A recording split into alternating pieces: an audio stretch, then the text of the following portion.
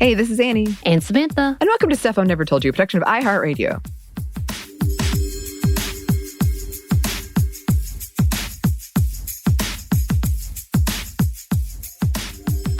And it's time for another female first, which means we are once again thrilled to be joined by the amazing, fantastic Yves. Welcome, Yves. Yay. Hello.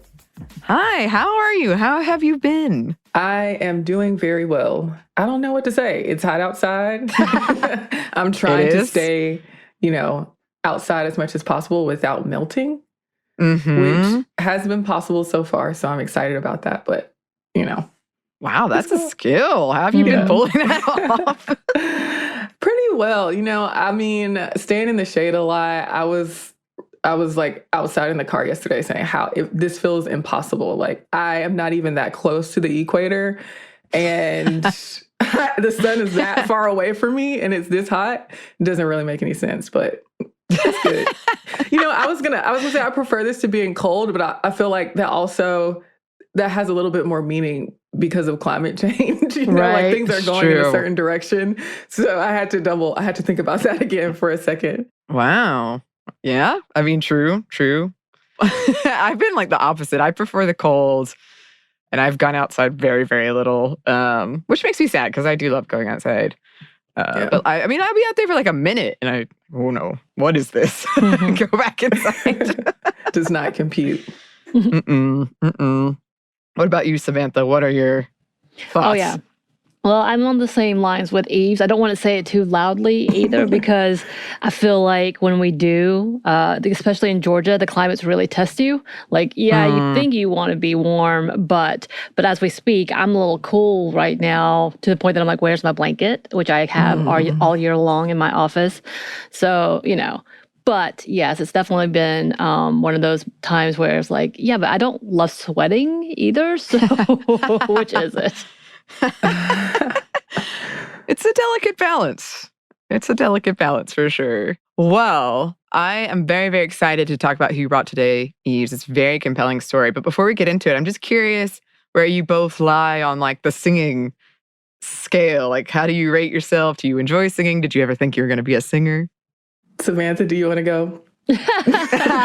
That's funny. As our listeners pretty much know, I do love to just randomly sing. Do I think I'm great at it? No. Do I think I can hit a tune? And am I okay with harmonizing? Yes. That's how I would keep it. Did I think I could be a star? Once upon a time, especially when, Whitney came out with her Bodyguard soundtrack. I'm like, I definitely could hit these notes. By the way, I could not. But I really wanted to try at that point in time and had those small dreams of like, maybe I could be a singer. At least I could do the harmony, the background vocals, but that's about it. And now that I'm getting older, I'm like, oh no, I definitely couldn't do that. I think singers are really amazing. And I'm honestly just so often astonished at how many people can sing, but it's not their careers, but can blow people out of the water when it comes to singing.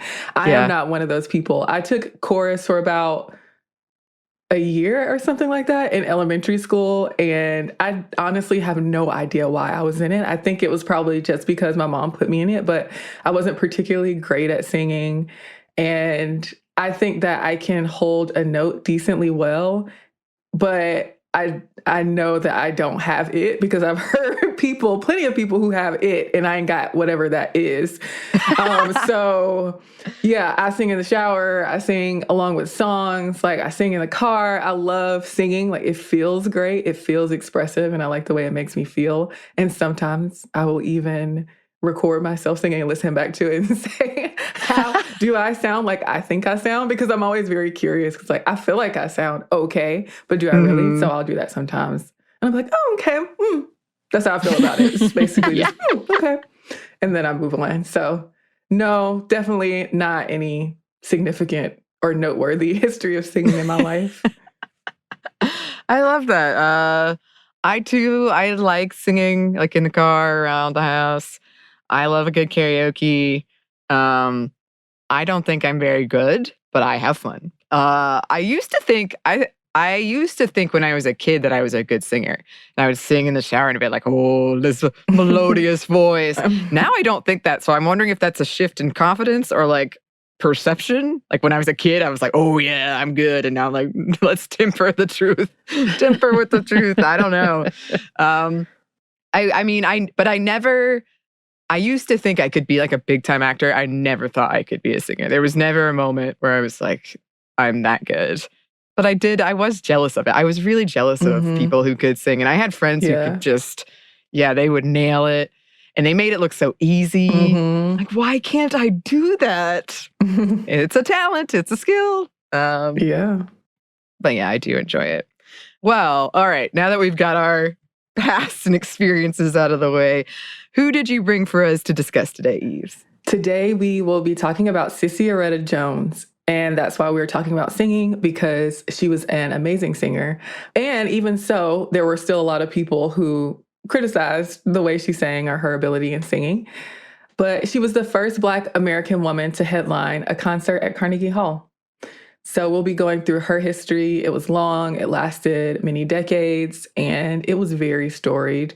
And she traveled a lot, she toured a lot. So I'm excited to talk about her today. She is, like so many of the people we talk about on other episodes of Female First, a person whose popularity or interest has waned over the years posthumously after her death. During the time she was alive, she had a lot of fame in many places around the world, but her notoriety after she died did wane a little bit, and then she came back into the view of the mainstream in certain ways. So yeah, I'm excited to talk about her and share her story with everyone.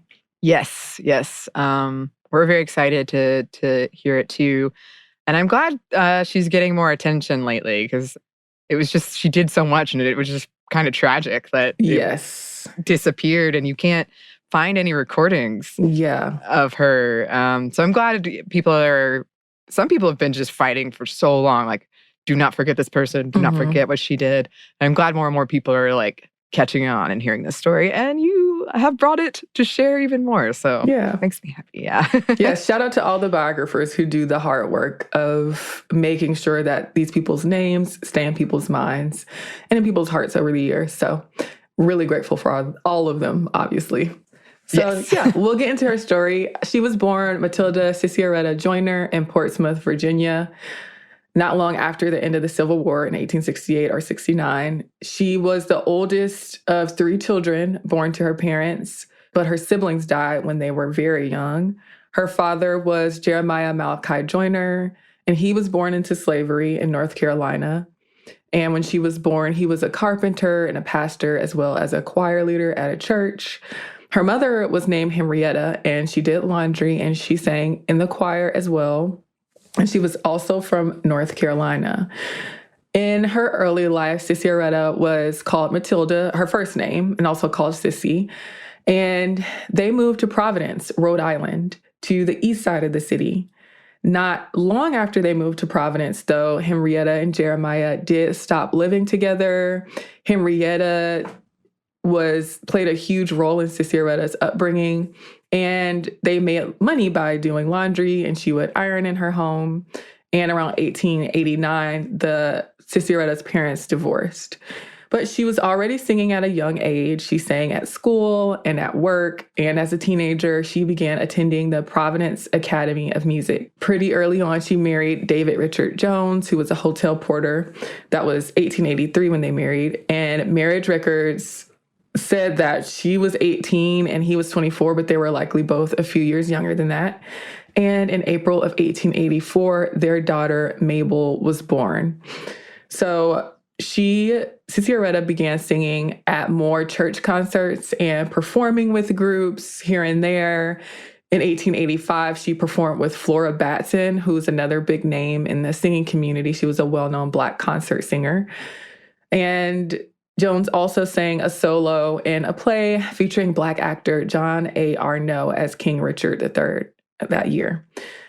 And later that year, it was kind of a big deal when she sang in a concert at the Providence Music Hall starring Marie Selika. I'm not exactly sure how to pronounce that part of her name, but she was a Black vocalist. And she also had it first. She was the first Black artist to sing at the White House. But sadly, Jones's daughter, Mabel, did die when she was 2 years old, which had an emotional toll on her. and affected how she showed up for her career. But she did go back to singing, and she performed more with Flora Batson. And she may have studied either at the Boston Conservatory of Music or the New England Conservatory of Music, but it does seem like she studied in Boston in the late 1880s. So she had a concert tour starting in early 1888 for cities in the New England area. And she signed a contract with a management firm called Abbey Shuffle and Grau. I feel like my German is not the best, so please forgive me for that. She went on a tour of the Caribbean and South America with a company of Black American singers called the Tennessee Jubilee Singers. So she's still very young, but she's already doing a lot of traveling with her singing career and getting really involved in it and working with a lot of different people.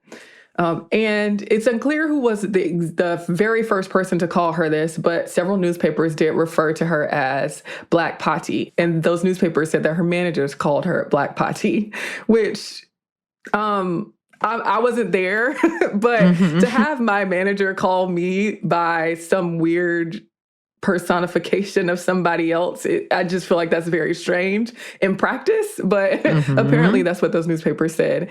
This was a reference to Adelina Patti, who was a really popular opera singer in the 19th century. And they called Jones that for the rest of her career. You'll see this referred to in articles about her and in advertisements about the work that she was doing, her being called the Black Potty. And she even referred to herself as that. But she did say that she didn't care for the moniker. She said in the Detroit Evening News, quote, "I am afraid people will think I consider myself the equal of Potty herself. I assure you I do not think so, but I have a voice and I am striving to win the favor of the public by honest merit and hard work. Perhaps someday I may be as great in my way, but that is a long way ahead."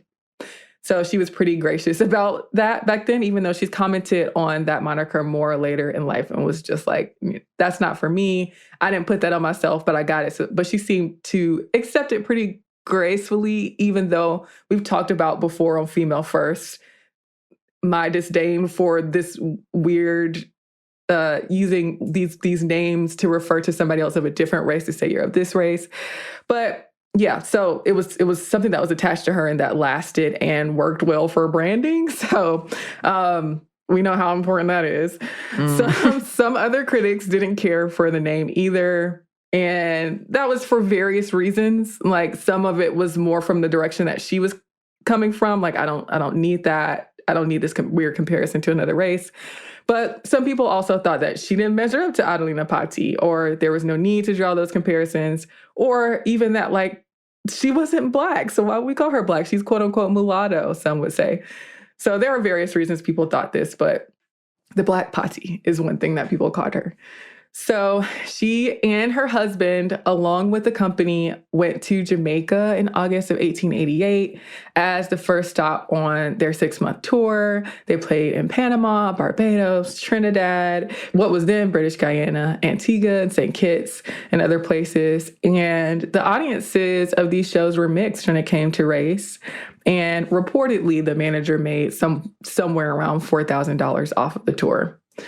And minstrel shows were a thing at this time, associated with blackface and this kind of silly performance on stage, caricatures and things like that. But she did perform in minstrel shows sometimes, and her first was probably in 1889. By that point, her husband, David, was helping move her career forward a lot as her manager. But yeah, so he will come up over the years as being involved in the work that she did, booking her shows, going with her on tours, although that relationship did sour, the personal relationship as well as that professional relationship. And Sissieretta, as part of another troupe, later went back to the Caribbean and to South America, visiting places like Haiti, Cuba, Grenada, and St. Thomas. But this time was a little bit different than the other time. Her husband and a Black woman who was a former newspaper reporter named Florence Williams managed the tour. Reports of their shows overseas were sent back to the States, and that helped grow her reputation. And she talked about how she had gotten all of these gifts from people around the world in the countries that she visited. So this one thing that comes up in her story a lot is a tiara that she got with diamonds in it. She got money, she got gold medals and various gems. And you can, although we don't have recordings of her, everybody can go look at pictures of her online. They do exist, many of them, and they're really fun to look at because she looks very grand. She looks very regal in a lot of the pictures because she's wearing these long flowing gowns and dramatic capes. And you can also see her wearing all of her medals, it feels like the ultimate flex to me for her to put all of her medals on her chest and take a picture like that. But it's just reflective of this part of her history that we're reading about and learning about and hearing. Like, she got all these medals, which can sound very like we're trying to impress a certain thing upon her biography that wasn't necessarily there. But she really did get these medals, and she showed that she got these medals, and there's actual documentation of that we can see today. So I think that's pretty cool. But anyway, all of this happened by the time she was in her early 20s, just for context. So she was doing a lot and going a lot of places, clearly working very hard.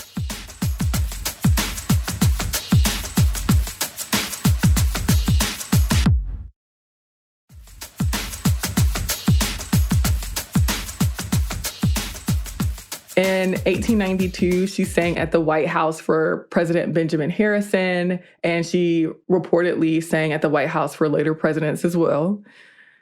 That same year, she was in an event called the Grand Negro Jubilee at Madison Square Garden. It was in a large venue. It has these mixed-race audiences, and she appeared as this prima donna in the show, and she garnered a lot of U.S. attention for it.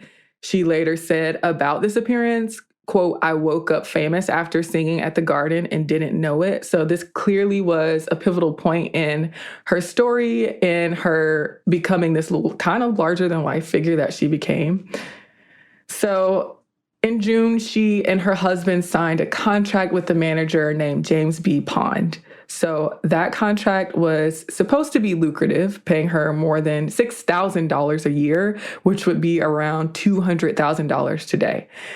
So that is obviously a large sum of money for then and for today. And she was one of the highest paid entertainers of her time, Black American. Of Black Americans. So that same month, she was featured as a soprano in an all-Black performance at Carnegie Hall. And there are a lot of quotes about her voice. Obviously, we can't hear it, and there's only so much that we can get out of words trying to represent what her voice sounded like. But a lot of those quotes do tend to mention how great her enunciation was, like even if those people who were writing about her were hating on her and didn't really care for her performance. They were like, oh, her enunciation was really great. And some of them would compare her voice to angels and birds, which is an obvious comparison because the song Birds exists. So it makes sense. But yeah, so they also mentioned her manner in speaking to people. They would say things like she's very lovely and that she is a good conversationalist. So apparently people did take pretty well to her demeanor outside of the stage, but that makes sense as well because it's all fitting as part of the work that she was doing and the demeanor that she was expected to carry in front of these large audiences at the time. And I can give you a quote, for instance, about what one person said from the Saratoga Union. Quote, "There is neither brass in her notes nor thickness in her phrasing. Her enunciation is also perfect. The exquisite crispness with which she executes complicated scales in rapid time delighted all. Withal, she sings intelligently, without affectation, and with much feeling." These newspaper articles talked about her appearance as well, but often they had this air of being surprised that she was actually great at her craft, even though not every person who was a critic of hers said that, she was good at her craft. Some people did say she has natural talent, but, the craft ain't so much there. She could do with more professional schooling, more training, and things like that. They would also do this thing where they were like, oh, wow, I wasn't necessarily expecting that. I was just expecting her as if her race would precede the work that she was doing. Like, the race was the reason that she had this grand reputation that would precede her. And they would do the same thing that a lot of media does today with women and with Black women, comparing her to other female singers, like Flora Batson, for instance. But she was still well received in a lot of these places, and she was making money. And she was able to support herself through her work that way and doing what she loved in terms of concert singing. So her manager, James Pond, set her up to go on a tour with a troupe of white European musicians. That meant that at the same time as they would attract an audience who wanted to see white musicians, but they would also choose to perform on stage with her, which is something that some white musicians didn't want to do. White Americans particularly. And under Pond, she was mostly performing for white audiences, which up until that point, her audiences were mostly Black. So she sang with a bunch of different people. Like, it would be an exhaustive list to go through all of the concerts that she did. It was just so many over the years and with so many people. But she would continue to do voice lessons. For years, she did them with Luisa Capiani, who was a voice teacher from Austria and lived in New York City. So musician and composer Will Marion Cook, he wanted to put on a Black opera called Scenes from Uncle Tom's Cabin at the Chicago World's Fair, which was also known as the Columbian Exposition. Spoiler alert, that did not happen. That performance didn't happen. Jones did sing one night at the exposition, though. Either way, there was a benefit concert at Carnegie Music Hall, and Sissieretta headlined that concert, which marked the first time that Black Americans played in the main hall at Carnegie, and therein was Sissieretta's first. There wasn't much known commentary from Sissieretta on how she felt about the racial climate in the United States. There was some. She talked about in Europe how she felt like she didn't have to go through, and Black people didn't go through as much there as they did in the United States, and saying that there wasn't as much racism there. She did comment on things like how she thought it was unreasonable at these segregated shows where Black people would be confined to the gallery and white people were able to sit in the orchestra, even if that didn't really make sense because there were all these seats in the orchestra while the gallery was packed, and they were having to turn people away from that. And also along the way, things would happen even when they were on their tours outside of the United States, of where they had difficulties finding hotels and getting turned around from hotels when she was having to hop from place to place and stay in hotels along the way. But either way, David booked concerts for her and Pond booked concerts for her.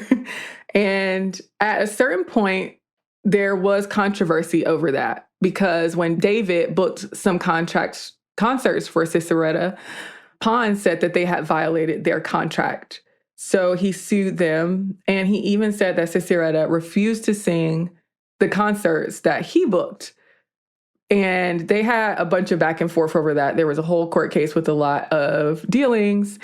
And Sissieretta wanted damages of $5,000, saying that nobody had been abiding by this contract that they had initially agreed to in the first place. Like, that was basically null and void after a certain point. And an initial ruling did go into her favor, her and David's favor, but then another one right after that went into Pond's favor with a different judge. And David couldn't book Sissieretta to sing at that point, and gigs could only be booked under Pond's management.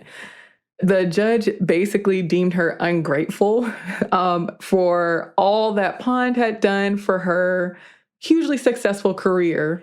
And yeah, but so there was this contention between her and her manager over this point. And Pond did stop being her manager in mid-1894 anyway, and Rudolph Vogel would soon manage her for the rest of her career, not long after that. So her career continued to be successful, but that was kind of a contentious split between her and a person who seemingly did play a huge role in her growing into this large name that she was. So that's pretty complicated, but yeah, she toured Europe for most of 1895. She went to places like Germany, England, France, and Italy. And at a certain point, she began appearing in more vaudeville shows when she got to back to the US. There weren't as many concert opportunities for her at this point, and this enigma and mystery around Black prima donnas at that point was kind of fading. But she moved into a career as the star of the Black Patti Troubadours. Their shows were a mix of comedy, of vaudeville, opera, and burlesque. And they would sing quote unquote coon songs, which was a thing at the time, and have all these skits as part of this super long, hours long show. And then Sissieretta would close them out with this grand operatic performance. And that lasted for a long time, a super long time. And in 1898, like I alluded to earlier, she did file for divorce from David, saying that he neglected to support her, he was cruel to her, and he had, quote unquote, continued drunkenness. And she wanted her old last name back. She wanted Joyner back, and they granted her that, though she did continue to use Jones in her stage name. And the Black Patti Troubadours eventually changed their name to the Black Patti Musical Comedy Company, but that didn't last too long, and they broke up in 1915. She had a lot of travels over her life and did a bunch of shows while she was part of. It would be impossible to condense her story with the Troubadours into such a short space because she did so many shows. A lot of them were these one-off nights. Sometimes she would do week-long engagements in places. She went everywhere. She was in San Francisco. She was in Atlanta. She was in the Northeast. She was all of these places that she would tour with them and got good reception, got different positive and negative reviews in the press. And a lot of deaths within the Troubadours, because these were huge performances with a lot of people in them, dozens of people. So she was also surrounded by things like that, drama with people who wanted certain kinds of ownership and credit over things that were happening in the show, and a split between the managers who were over the Troubadours and them going their own separate ways. So all of those things that you would expect with something involving so many people and is an artistic endeavor and happens in so many different places, and mind you, is occurring while all of these turbulent and just really dramatic things are happening in the United States and in the world. Wars are happening, a lot of technological advancement, like cars being created, planes, all of these things are happening while she is going through all of this. So she did end up returning to Providence and taking care of her mother after that split with the Troubadours. Her mother was sick. There was a period toward the end of her career with the Troubadours, when she got ill as well. After she returned to Providence, she stopped performing on stage. And she ended up selling a lot of her jewelry and property to support herself. She died in 1933. And I think her story is very fascinating in terms of what she was able to do at that time and how much confidence she had. And I really wish that I could hear her voice just so I could hear what everyone else was hearing at the time and were so impressed by, and that so many people had opinions about. But it does feel like her story is so bittersweet because there's this feeling of she didn't leave this world with much, but that she left it with a lot. I don't know her character personally, but from the way it's described, it seems like at the end of her life, she was the same as she was throughout the rest of her life. And so she had this grand experience where she was invited and welcomed by all these dignitaries and performed with all these highfalutin people and was in circles with people who were notable when it came to abolition. So some civil rights leaders, people like Paul Laurence Dunbar, so huge artists, so people who were super culturally relevant and did a lot of things that we remember them for, but also all of the quote unquote normal people who were in the audience and watching her and seeing her rise to stardom and all of these things that she was doing, and her being on all these trains and being the star of the show. It seems like such a glamorous life in such a difficult time. I just have a lot of complicated feelings around it, because she seemed to be characterized as this person at the end of her life who was a lot more mellow and calmer, like keeping things a lot more low key at the end of her life than she did before. Like she was just, the neighborhood kids knew her and would come over, and other artists would visit her home, and she would be in her garden, and she was respected a little bit, well, respected and feared a little bit. And, but also the modest and economics for the way that her money was at the time, all the savings that she had burned through, and having to sell these things and make deals with people to be able to afford things and take care of her mother. And she died not long after her mother died, actually. So yeah, it leaves me with this very bittersweet feeling of this life full of riches in so many ways that didn't necessarily end in riches, but I'm hesitant to say like she died in poverty, because she didn't die in poverty. She lived a life of wealth in so many ways that are more than just the tangible ways that are related to like her monetary things, her belongings, and the things that, you know, one could put their hands on and say that that has a certain value. Like her life definitely had value outside of those things. And, you know, that's why I am, you know, grateful to be able to share her story and share so many of these stories. But a headstone wasn't put on her unmarked grave until 2018. And yeah, like Anney said earlier, there are no recordings of her singing, and people are, you know, still hopeful that that will turn up one day, because even though there was a Black Pati record label, she didn't really have anything to do with that. Yeah, but that's her story, and I'm happy to share it.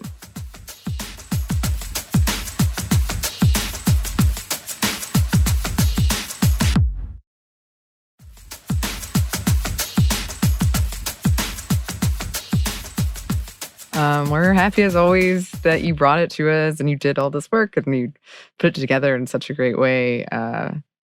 Because it's an amazing, amazing story. And there's so much, like you said, like this is a condensed thing, but there's so much that she did that was fascinating. And it's like hard to, I kept finding all these other rabbit holes I wanted to go down. Like, oh, I want to hear more about this or learn more about this in her life, and all of her accomplishments.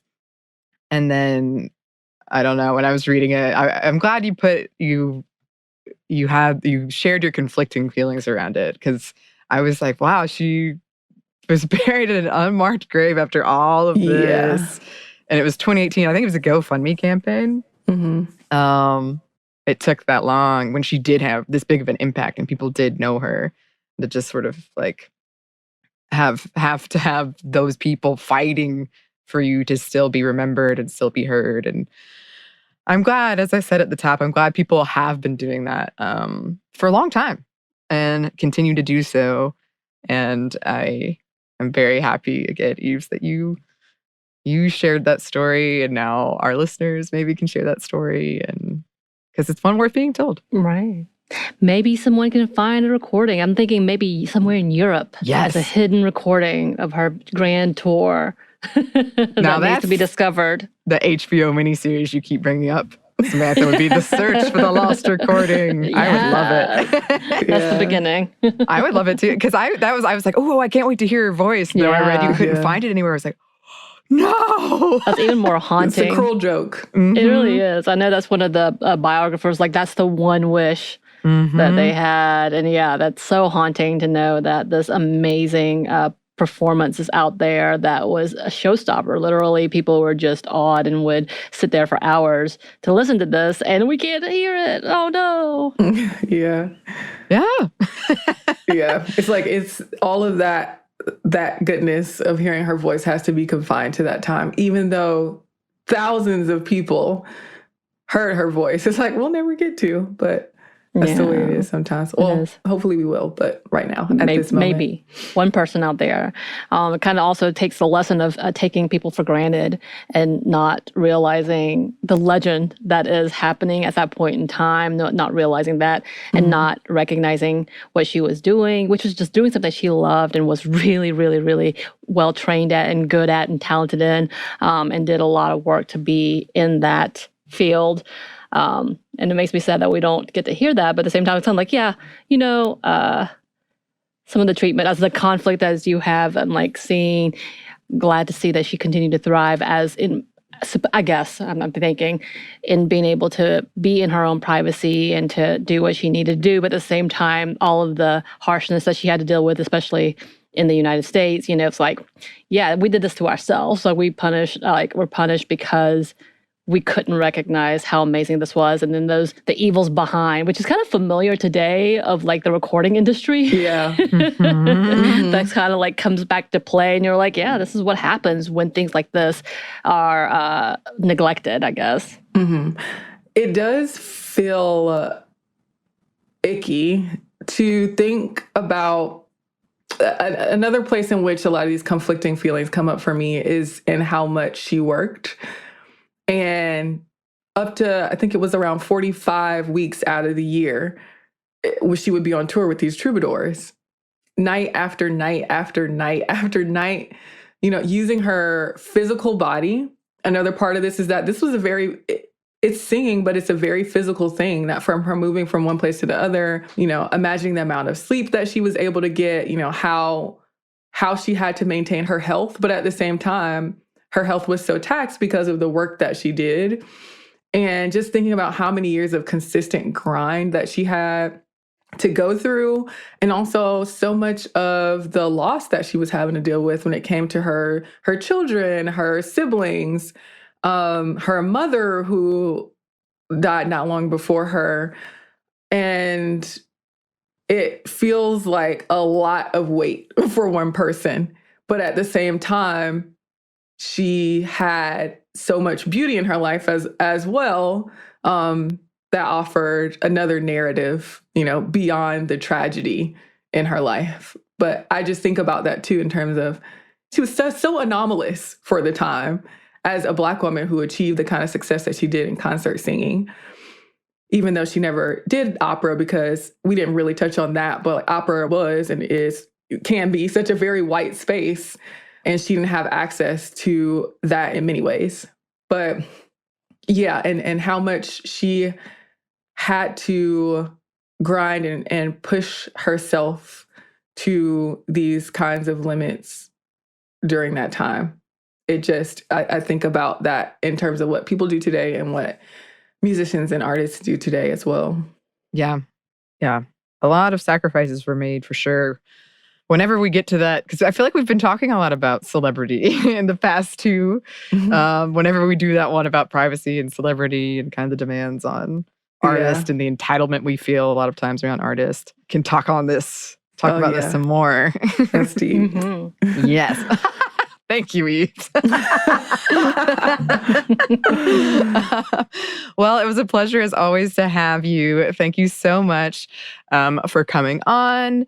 Where can the good listeners find you, Yves? Y'all can find me on Instagram at Not Apologizing. I'm on Twitter at YvesJeffCoat, or you can just go to my website, YvesJeffCoat.com, and get the links to all of those things. Yes. And you should do that if you haven't done it already. You can also find her on this very show, which are always excellent segments. Oh, yes, this thing I am doing currently. Bunch of those. Yes.